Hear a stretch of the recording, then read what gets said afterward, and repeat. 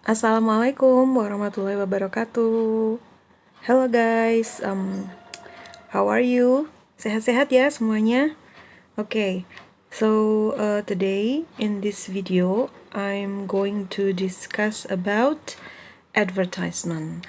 Nah, materi advertisement ini menurut saya cukup mudah ya. Maksudnya kalian sudah paham apa itu konsep dari advertisement? Apa tuh itu advertisement?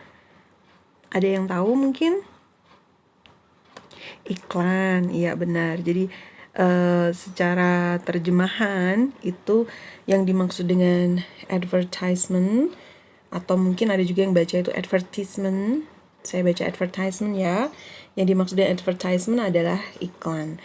Nah, in this video we are going to discuss about what is advertisement, what are the kinds of advertisement. Jadi macam-macam advertisement itu apa saja, kemudian generic structure-nya, language features-nya, contoh-contohnya.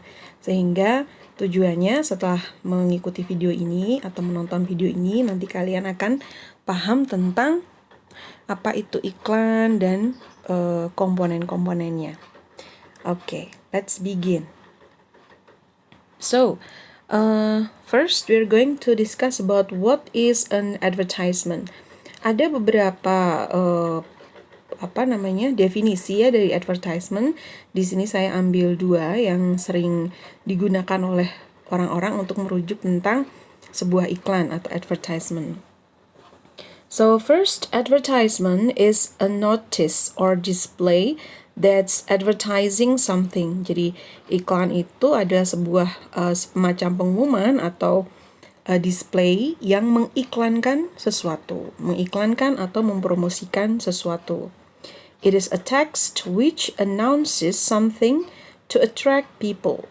Jadi ini mengumumkan sesuatu untuk menarik perhatian orang lain. And the product, service, or event advertised becomes more popular for people or consumers. Nah, menarik perhatian orang sehingga produk atau service atau jasa atau event atau event? Acara ya.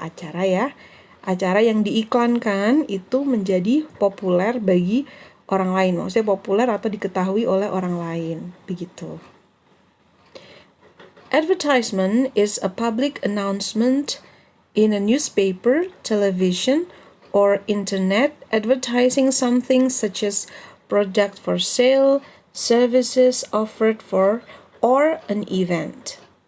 Nah, ini adalah definisi yang kedua. Jadi iklan adalah pengumuman publik bisa di surat kabar, televisi, atau internet yang mengiklankan sesuatu seperti product for sale, kemudian services offered or an event. Jadi yang ditawarkan itu bisa merupakan produk, jasa, atau acara atau kegiatan. Nah, itu adalah beberapa definisi dari iklan. Nah, sebenarnya apa toh social function of advertisement? Jadi tujuan sosial atau fungsi sosial dari sebuah teks advertisement itu apa? Ya, di sini ada 3. First is to persuade or convince people to buy, to use, or to attend the product, service, or event advertised. Jadi yang pertama adalah to persuade, untuk membujuk or convince, meyakinkan.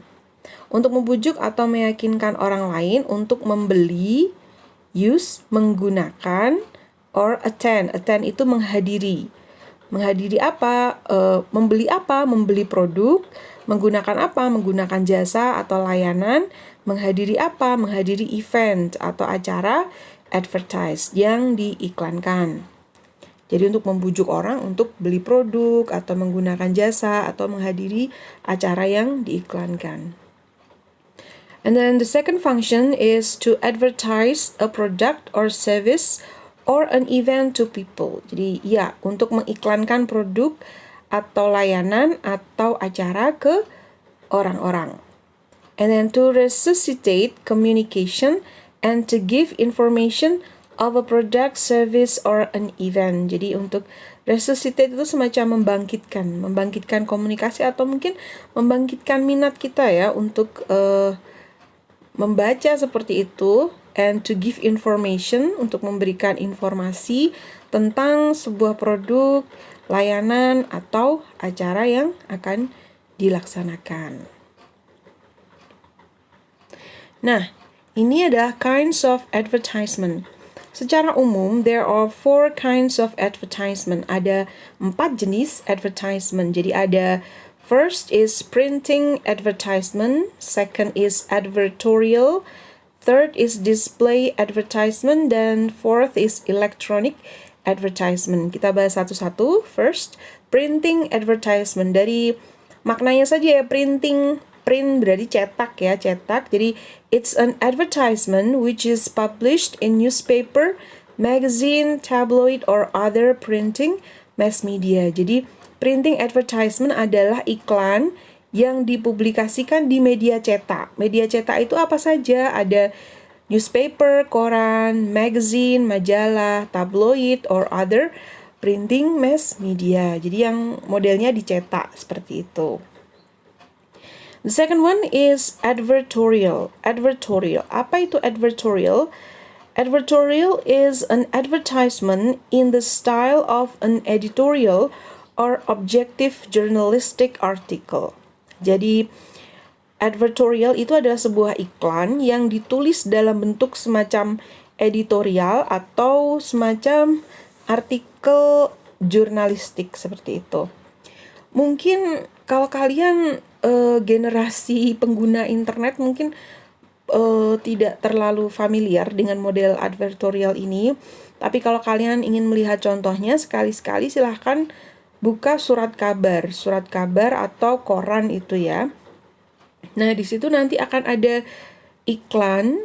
Biasanya itu iklan yang produknya itu semacam investasi seperti itu ya, semacam real estate atau pembangunan untuk rumah-rumah seperti itu.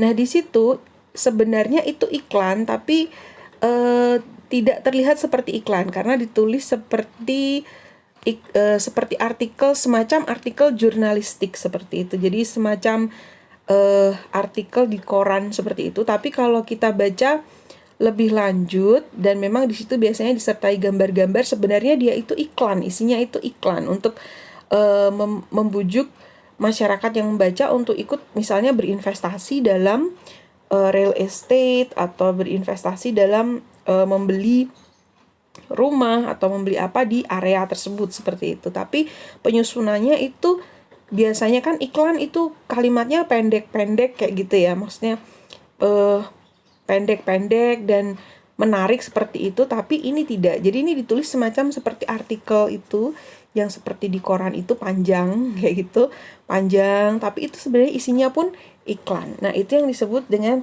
advertorials. Contohnya bisa kita lihat atau kita temukan di surat kabar. Third one is display advertisement. Display advertisement is advertisement with big picture and text. Nah, ciri utama dari display advertisement ini adalah big picture. Jadi gambarnya besar. Contoh, misalnya kalian ke itu di dekat lampu merah itu ada baliho itu ya, baliho yang isinya biasanya itu apa?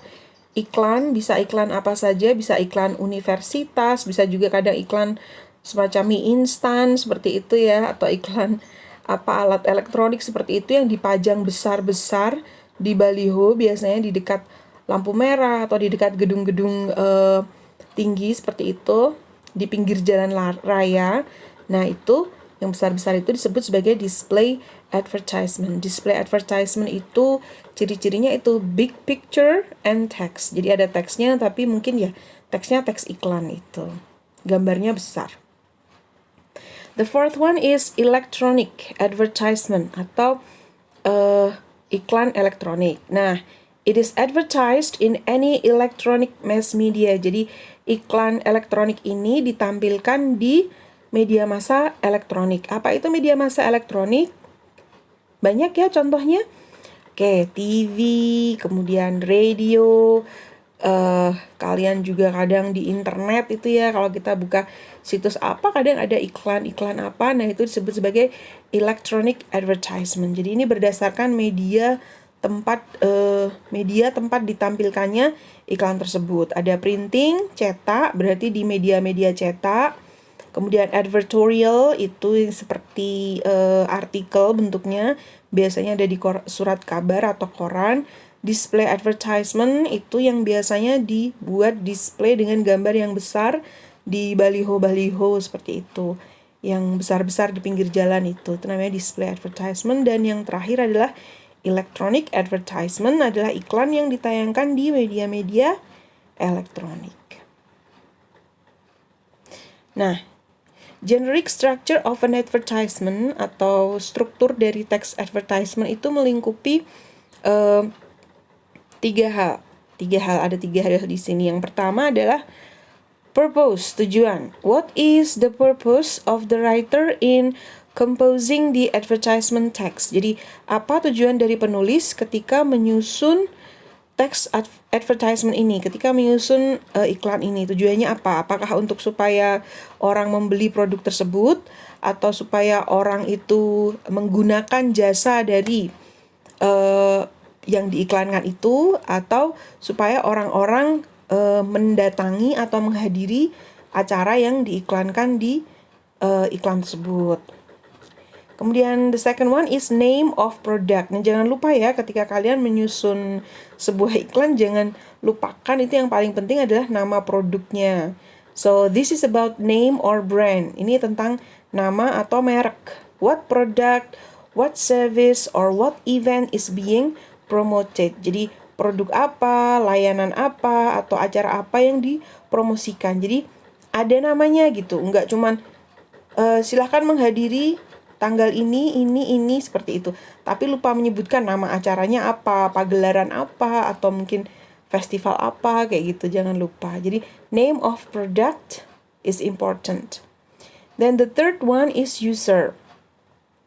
Who needs the product? Siapa yang membutuhkan produk ini?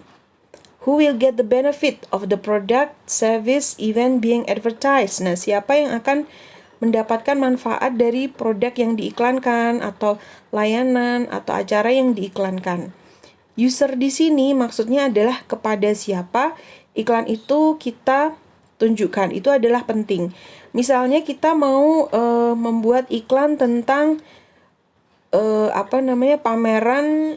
pameran buku.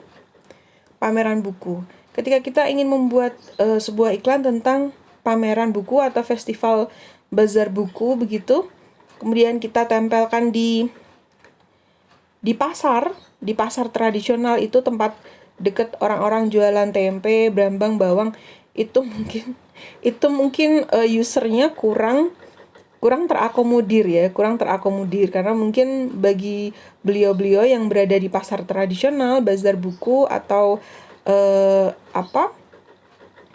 misalnya bazar buku atau festival buku seperti itu kurang menarik. Beda kalau misalnya kita menempelkannya atau menaruh iklan tersebut di misalnya di sekolah-sekolah, di dekat di papan pengumuman di sekolah, atau mungkin di universitas-universitas seperti itu yang bisa dilihat oleh para mahasiswa. Nah, kemungkinan iklan tersebut akan lebih efektif begitu karena usernya jelas sesuai dengan yang ditargetkan oleh para pengiklannya gitu. Jadi ada generic structure dari sebuah text advertisement itu ada 3 ya.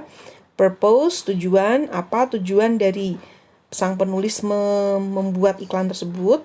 Name of product, jangan lupa nama produknya, dan usernya atau siapa orang yang akan menggunakan produk tersebut. Next is the language features of an advertisement atau ciri-ciri kebahasaan dari sebuah teks iklan. Ini tidak semuanya akan seperti ini plek, tidak, tapi ini menggambarkan secara umum tentang ciri kebahasaan yang digunakan dalam sebuah teks iklan.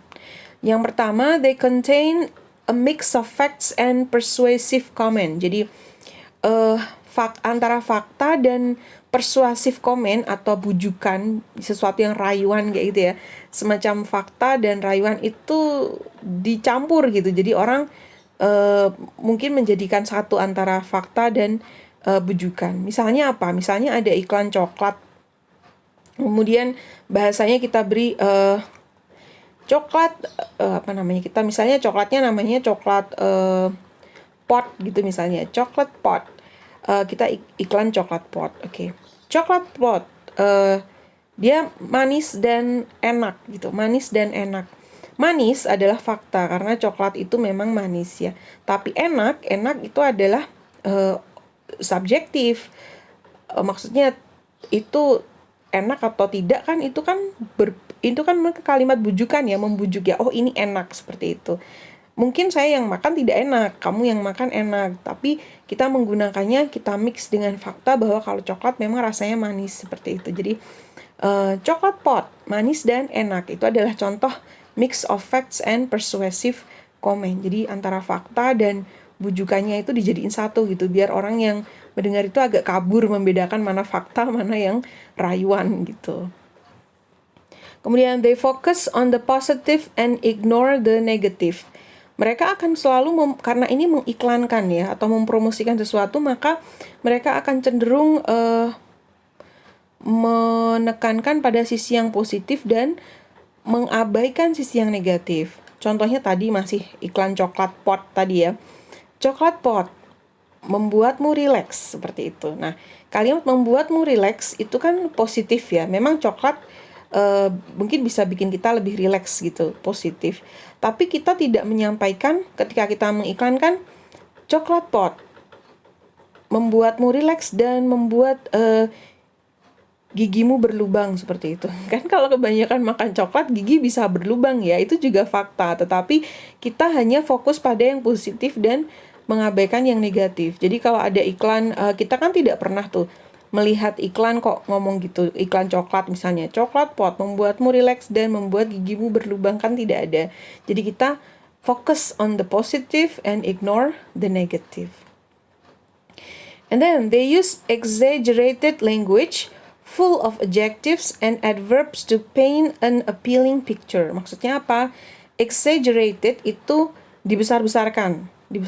Jadi dilebih-lebihkan, seperti itu. Jadi mereka menggunakan bahasa yang dilebih-lebihkan, full of adjectives. Nah, banyak adjectives atau banyak kata sifatnya, dan juga banyak adverbs. Tadi sudah di video yang sebelumnya sudah kita bahas ya perbedaan adjective dan adverbs.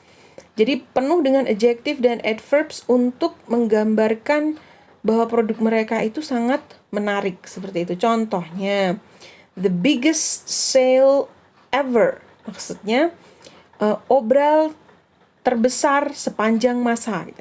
Obral terbesar sepanjang masa. Maksud kita tahu kalau itu terbesar sepanjang masa itu kan dilebih-lebihkan ya. Mungkin itu juga obral apa? Ya mungkin obralnya besar, tapi kalau dikatakan terbesar sepanjang masa kan itu mungkin berlebihan, seperti itu. Kata kalimat the biggest sale ever itu ya. They start sentences with the imperative. Ya, beberapa iklan itu menggunakan imperatif langsung untuk membuka kalimatnya. Imperatif adalah kalimat perintah sebenarnya. Nah, ciri-ciri dari imperatif adalah dia tidak pakai subjek, langsung kata kerja gitu. Misalnya nanti kita akan bahas di contoh-contoh yang di bawahnya. Nanti akan saya saya akan bahas lebih lanjut tentang kalimat-kalimat iklan yang dimulai dengan imperatif. They ask rhetorical questions. Rhetorical questions adalah pertanyaan retoris atau pertanyaan yang sebenarnya tidak membutuhkan jawaban gitu. Contohnya, do you have tired, dull hair? Apakah rambutmu terlihat seperti kusam dan lelah, seperti itu. Apakah rambutmu terlihat kusam dan lelah? Nah, itu kan kita tidak perlu menjawab apakah iya atau tidak. Dia cuman membuka kalimat seperti itu untuk dia mau mengiklankan sampo kan gitu kan ya. Ya, kemudian selanjutnya they use memorable images and slogans. Nah, Biasanya iklan yang bagus dan efektif itu mereka menggunakan gambar dan slogan yang bagus. Jadi walaupun itu iklan, tapi orang akan selalu mengingat-ingat slogan dari iklan tersebut. Di Indonesia ada beberapa iklan yang sangat sangat terpatri di hati para pemirsa, sehingga mungkin orang-orang sering memproduksi kalimat-kalimat atau slogan-slogan seperti yang ada dalam iklan tersebut. Nah, di sini contohnya ada smooth, sleek, shiny hair is yours with super care. Jadi di sini mengiklankan sampo, ya, rambut yang halus, lembut dan bersinar akan menjadi milikmu jika menggunakan shampoo super care, seperti itu. Ya, jadi ada slogan dan gambar yang memorable, yang mudah diingat.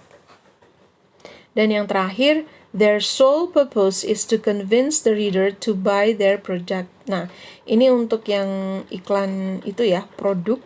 Jadi memang satu-satunya tujuan dari pengiklan itu adalah untuk meyakinkan pembaca bahwa atau orang yang melihat untuk membeli produk yang mereka iklankan.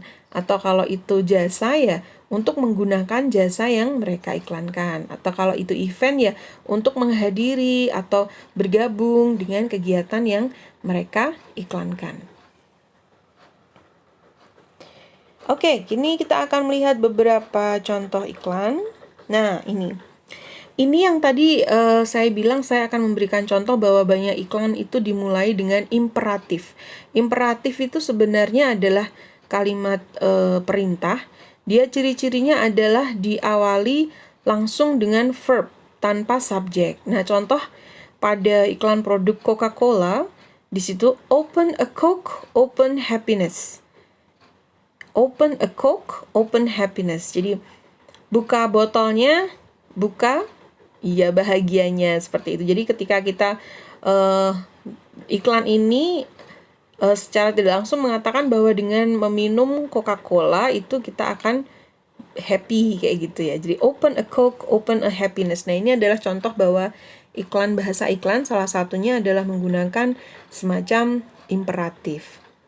Nah, sebelahnya juga sama, itu buy one get one free, beli satu dapat satu gratis, kayak gitu. Buy one get one free itu adalah contoh penggunaan imperatif dalam iklan. Nah, ini adalah contoh dari iklan produk, mengiklankan produk.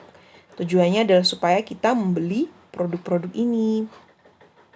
Nah, kalau yang ini adalah contoh dari iklan services atau layanan. Ada dua di situ. Yang pertama adalah Maria's Cleaning Services. Nah, ini mengiklankan tentang jasa bersih-bersih rumah. Jasa bersih-bersih rumah, bisa bersihin dapur, kamar mandi, kantor, dan lain-lain. Tinggal telepon, call now. Ada di situ ada nomor teleponnya, gitu. Slogan di dalam iklan tersebut adalah "We'll do all dirty work for you." Kami akan melakukan semua pekerjaan kotor Anda. Pekerjaan kotor-kotor itu ya akan dia lakukan. Nah, yang sebelahnya adalah tentang iklan apa itu? Iya, betul. Jadi servisan laptop atau komputer ya. Jadi computer doctor. Complete range of services for PCs, Macs, and networks, home or office visits. Nah, jadi dia menawarkan jasa untuk menyervis laptop atau komputer di rumah maupun di kantor, seperti itu.